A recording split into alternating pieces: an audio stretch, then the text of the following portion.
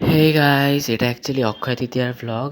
হ্যাঁ জানি অনেকটা লেট হয়ে গেছে and I am extremely sorry for that. Actually মানে টেকনিক্যাল ইস্যুর জন্য আমি এডিটিং করতে পারছিলাম না, তো যেটা কিনা আমি এখন পারছি। সো তাই এত লেট হলো, I am extremely sorry for that. And আজকে অক্ষয় তৃতীয়া, সো বাবার অফিসে প্রত্যেক ইয়ারই পুজো হয় অক্ষয় তৃতীয়াতে, তো সেটারই একটা ভ্লগ বানিয়েছি আমি। তো কন্টিনিউ করছি আমি ভ্লগটা।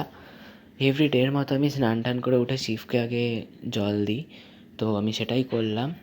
অ্যান্ড দেন আমি একটুখানি মেডিটেশন করি। অ্যান্ড আমি কোনো দিনই মানে পুজো না দিয়ে না ব্রেকফাস্ট করি না অন্য কোনো কাজ করি। তো এটা আমার মানে দিনের স্টার্টিংটাই হচ্ছে আমার এটা দিয়ে শুরু হয়। দেন আজকে তো আমার উপোস, তো ব্রেকফাস্ট করিনি আমি।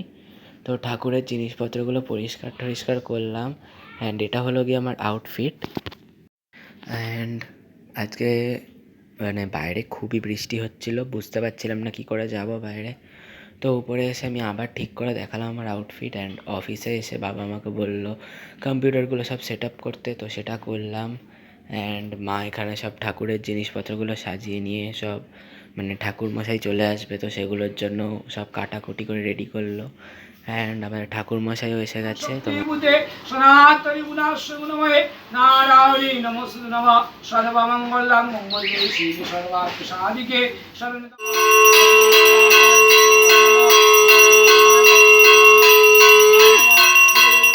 আমি ভিডিও দিয়ে দিয়েছিলাম না। ওগুলো রেখে দিচ্ছ? অফিসের পুজো শেষ হওয়ার পর আমি প্রসাদের মধ্যে এই দইটা খেলাম। দেন বাড়িতে এসে আমার খুবই বাজে অবস্থা হয়ে গেছিলো।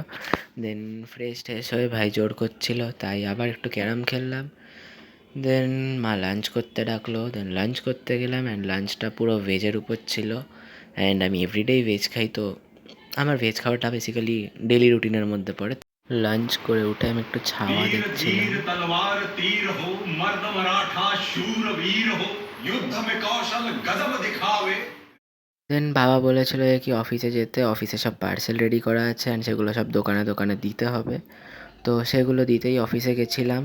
অ্যান্ড আজকের ব্লগটা এতটুকুই। টাটা, বাই বাই, টেক কেয়ার।